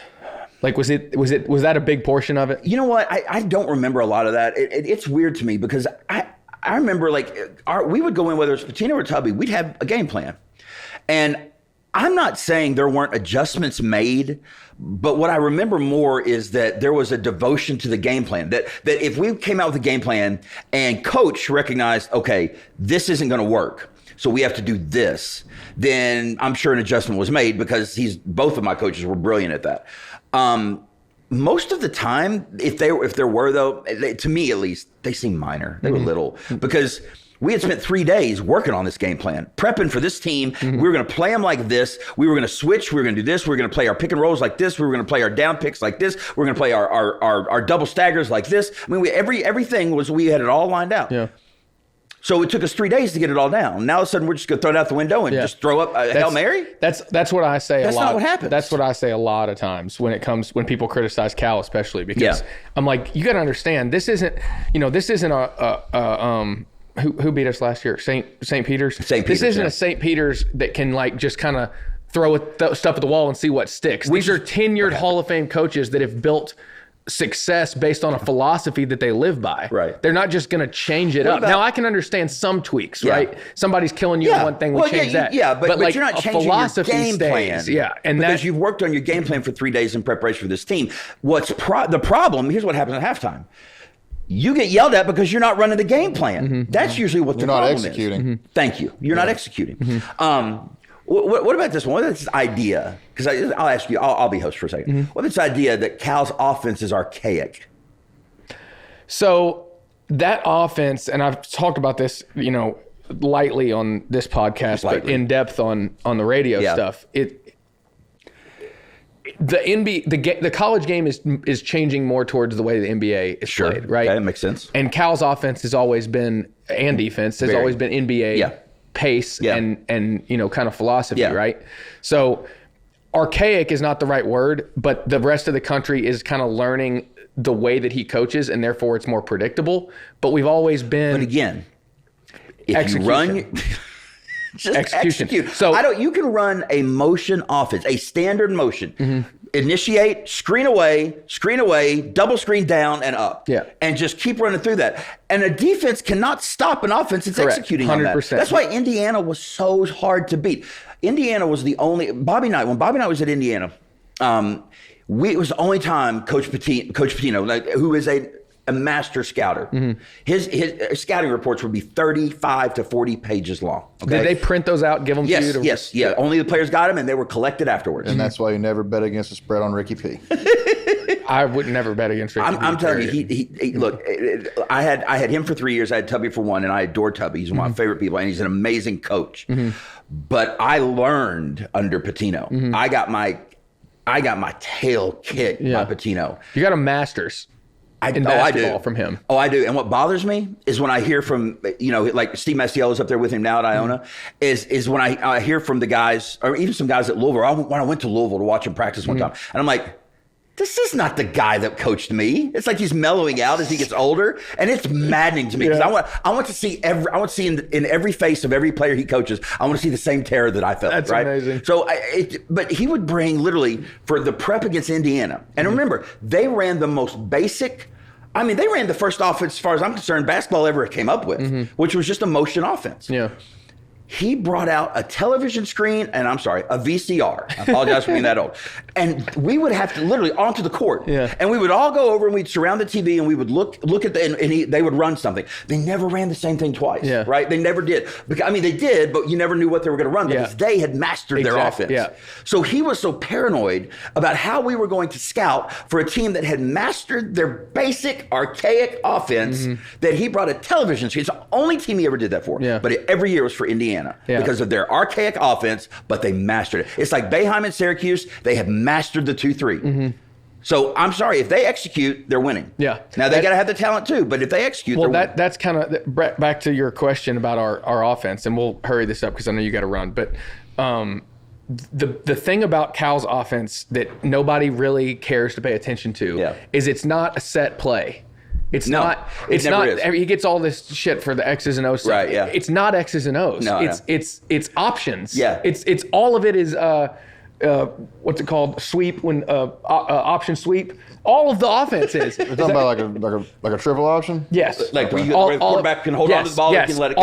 All of his offense is based on that. Everything. Every play. So then what that comes down to then is the player in the moment making the right decision. Correct. So I'm stuck in this hard place, between a rock and a hard place when I'm asked about this, because I'm not going to say the offense is archaic and not adjustable and he's not doing his part. And I'm not going to put it on these freshman, 18, 19-year-old kids that they're not doing it right.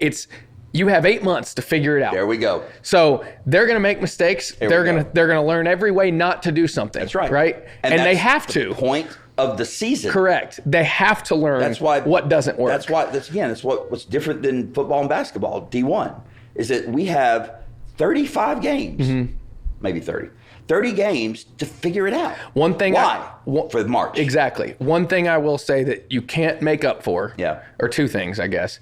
You have to hit your free throws.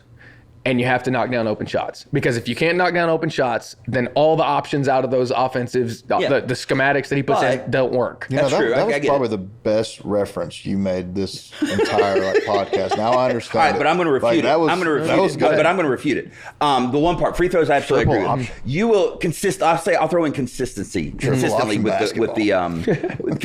with call up Georgia with the shots. Because the reality is you know this. You're going to have games where nobody on your team can throw a motion. Fine, but the threat of you being able to spreads the floor. That's all that matters. You're right. I get that. There were games where you missed every shot, but you being out there in the corner. Actually, my very first game where I was put in the game as like a shooter. Oh no, I was put in the game in the first half. Okay, it was the first half. Oh really? Yeah, it was one of those because Da had just torn his ACL, and all of a sudden, Coach we're up in the Riverfront Coliseum playing Vanderbilt for some reason.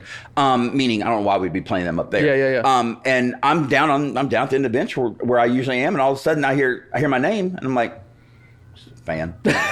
And I hear it again. All of a sudden, Jim O'Brien runs down the bench, grabs me, and says, "Go!" And I'm like, "Go where?" And then Coach P's like, "I want you to go get so and so." I'm like, "Are you serious?" Yeah.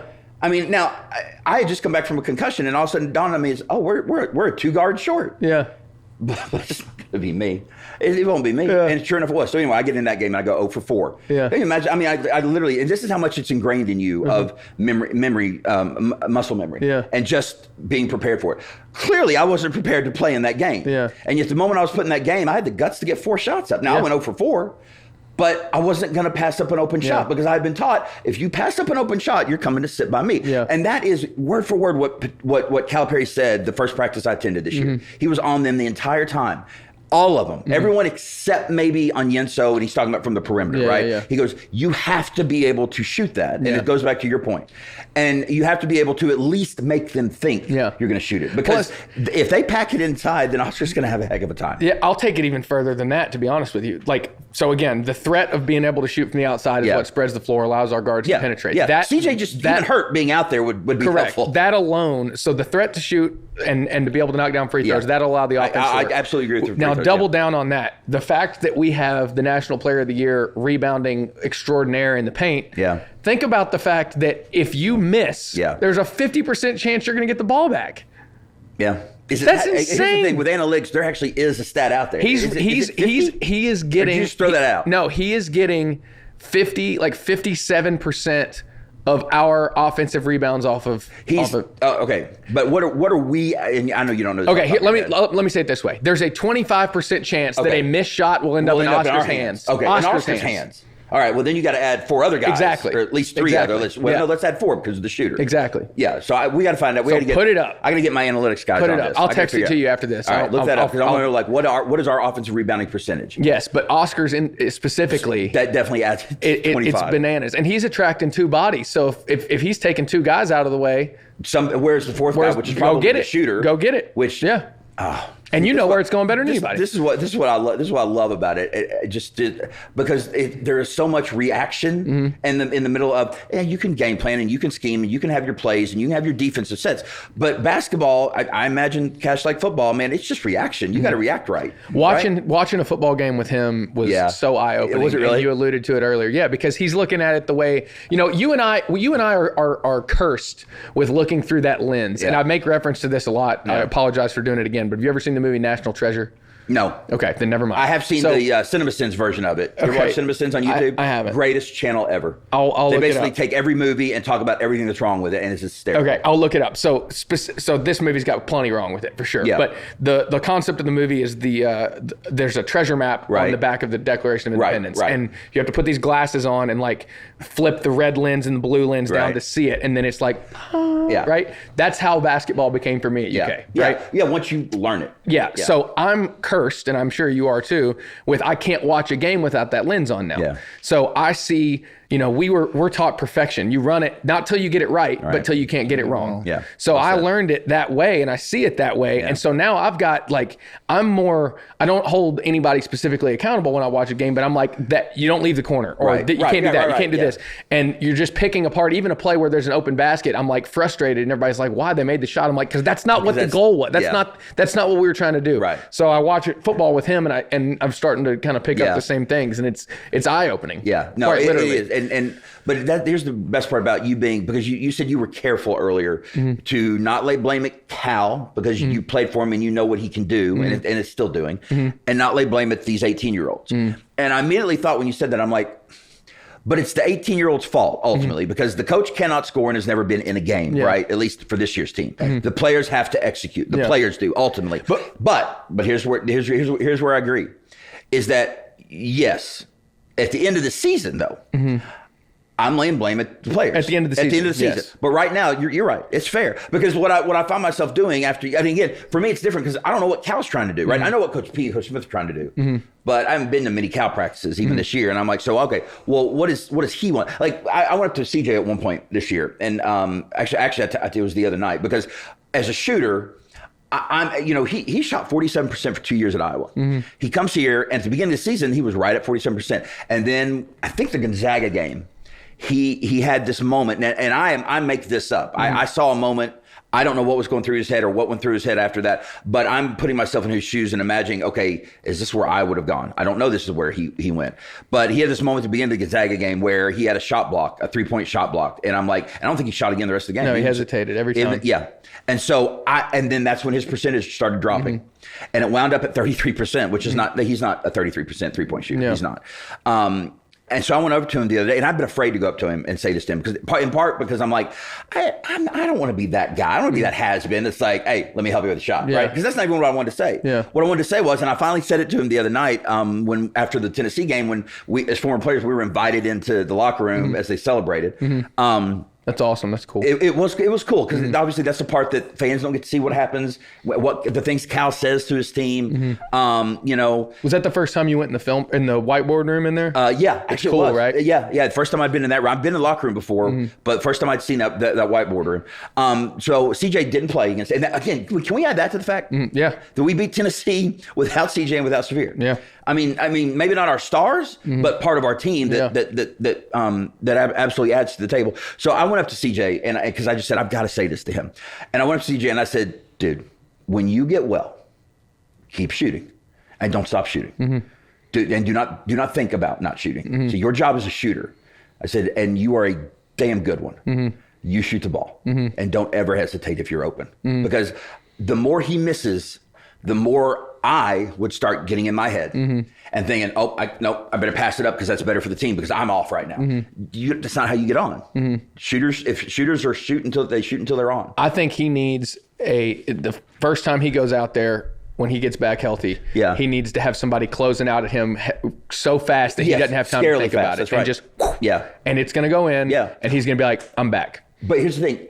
You almost hope he doesn't go in, and then he's not afraid to shoot the next one. But I'm just saying, like, to me, it comes down to, I'm not saying he's afraid, but in some sense, it comes down to fear. I'm afraid of missing. Man, it's too quick. Things happen too quick for you to ever be thinking when you're out. I truthfully, and admittedly, this was mostly through practice, obviously, but at least in my later college years. But I truthfully shot better and still currently shoot better when guarded because I'm not thinking about the mechanics. Right. I'm just like, I got to get it over this broomstick of a hand. There's a reason that when we went through individual instruction, it was full speed, right? Because you don't play the game at half speed, so why would you practice at half speed? Well, believe it or not, that was a revelation to me when I got to Kentucky. I was like, oh, we go this hard when we're just getting shots up? No, not only we go this hard 45 minutes, and we go this hard with someone closing out on you. And I mean, because we have managers closing out on us. Because that's how you play the game. So going in your backyard and just shooting, walk over, get the rebound, dribble over here. I'll take a shot from here. Yeah, I still can't do that though. Like it doesn't feel. If I'll go get a cardio workout in just shooting alone in the gym. Well, and that's what we did. A lot of our conditioning was those individual instructions because once we got to team play in the afternoon, our team practice, when we just went full court. So we had to have some not that that's not doing some conditioning too. It was, but we got conditioning off of our individual instructions. Yeah. Then we shot free throws. We couldn't go get a drink of water after a drill. We shot free throws after a drill. 100%. Because you shoot free throws when you're tired of the game. When you're winded, when you've just been beat down, when someone just knocked you to the floor, you got to get up and you got to hit too. The games were a relief for a lot of our guys. Absolutely. I mean, there would be timeout. I remember that 2015 season, especially when we were playing the platoon system. Oh yeah. There were legit, more often than not, timeouts in the first half where guys hadn't broken a sweat yet. Yeah. Because we're stopping an awful lot. Yeah. That's how it literally was the thing we'd always say as a team is that game days are off days for us because practice was 10 times harder. 100%. Than games. Because just mathematically, you got 10 guys at least on the court going, except we had a drill called 4x4x4 where you had 12 guys we did going. That too. We had 12 guys going back and forth full speed. We call it diamond drill. Okay. So then we go in the game and we're like, you got 5 guys who only have to play 40 total active minutes. Yeah. And we were doing that 15 year was platoon, half and half. I love the platoon year. I do. I'm sorry. I love the platoon idea. I do. It was hilarious. I love that idea. I wish we had talent every year to do that. But it's absolutely the idea of once you're in the game. I mean, you know what? I'm losing my train of thought, so I'm going to stop talking right there. Okay. One of my only critiques, period, of Cal ever. Yeah. is I think in that 2015 year, we should have full court pressed every possession. Because you had the... Why wouldn't we? We had 12 McDonald's All-Americans running a platoon system. They were playing half the minutes. Run them to death. Listen, that was the entire premise of Rick Pitino basketball. It was, we are going to be the most conditioned team in the country, and we are going to run you down. We didn't care if we're gonna black, white, red you. Those are the names of our presses. We had 3 of them. Okay, each of them were a zone press. And we had 3 different ones, and we knew which one was on depending on what kind of shot was made. And so we would black, white, red you, and we would do it not for the turnovers in the first 10, 20, 30 minutes. To wear you out. It was for the last 5 minutes. Get in those legs. Which is why if you go back to the 98 game. You ain't got no legs. You go back, they are. It doesn't look like you've done legs in a while. So you go back to the. I mean, they look great. They're skinnier than mine, but still. But we go back to the 98 game. We ran at halftime. We were down 10 to Utah. And we played Utah. That's the 3rd year in a row. And we go in, and it's halftime. And in these big domes, the locker room is 2 miles away, right? So we're running.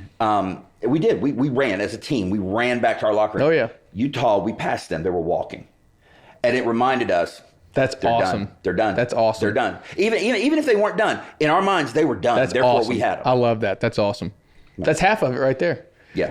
Since you mentioned the dome, I know we're wrapping up here, but since you mentioned the dome, did you ever the dome effect? That's not real in my opinion. No, it's stupid. Right? It's not real. I love shooting in domes. Yeah. Is that what you meant? Yeah. No, I love real. shooting in domes. Loved it. I shot better in domes than I shot anywhere. Yeah. I hate it. I've always hated that. that. The idea of that shooters don't like shooting in domes. Yeah. I've met one. I've never met one. I hated that concept. Yeah. One person in media has to say something, everybody believes it. Yeah. One person. Pretty and much. Then all of a sudden it gets into this whole archaic thing, right? What if another coach anonymously said that he runs an archaic offense? They probably didn't either. Somebody probably just made it up. It could be. It could have been their SID or something. Yeah. But okay, it's called archaic. Yeah. If these guys figure it out and start running it, you're going to wish it was archaic. The funniest thing is they call it a dribble drive, and it's not. No, he's not done the dribble drive in years, has he? No, he ran it with John Wall. That was what I was thinking. That was the only year maybe Brandon Knight a little bit, but not really. Oh, and what I found interesting the other day is Tennessee, their offense looked a lot like ours. Yeah. A lot. They did. I'm thinking they were running horns and a couple other things. Well, you have to get into another show what those are. So, we will. But you know what it is, though, right? Like elbows. Oh, okay, bigs on elbows. Well, that's the frustrating thing about going to a Cal practice is I'm sitting there watching. I'm hearing him say things, but I don't have anybody sitting here explaining. Oh, this is what this means. Let's go together. Do. Oh, sure, yeah. Absolutely, I would love that. If will he let you in? Yeah. Okay. All right. I mean, I think I ask every time, and sometimes I get a maybe not today. I haven't gone since before the season started. I went to workouts. All right, we need before the tournament starts. SEC. I told him I was going to. We need to go together because I could use a primer on. All right, what does he mean? Let's do it. Are you going to SEC? No. We're the B unit. B unit stays home. The A unit, Tom and Jack, they get to go. Okay. B unit stays home. Gotcha. We'll be in the studio tonight here in Lexington. So. Gotcha. Yeah, I'll be down here too. Done. All right. I appreciate you. Any last thoughts? I'm good. All right. Appreciate you, man. Nice to meet you, Cash. Nice to meet you, man. Heard a lot about you. Know a lot about you too, but nice to meet you. All good. They are, brother. They are. Appreciate you. Good luck with the. You got the luck with the new book. Good luck with the 4th one. We got 23 more to go. Yeah, and if you want to brainstorm ideas on how to put the panel thing together so we can execute last minute. I may need that. Yeah, I think we need we need a go plan, and then on Sunday night we'll just be like, all right, press the button. For bracketology 101, we need a go plan so we can say, bam, it's done. Yeah. Somehow I just don't think it's going to work that way, so we'll see. But we'll figure it out. I think they'll be in, but we do need to cover our bases a little bit. Yeah, they're in if they went out. We know that. We know that for a fact. So. All right. Appreciate you. All right, man. Cameron Mills, everybody.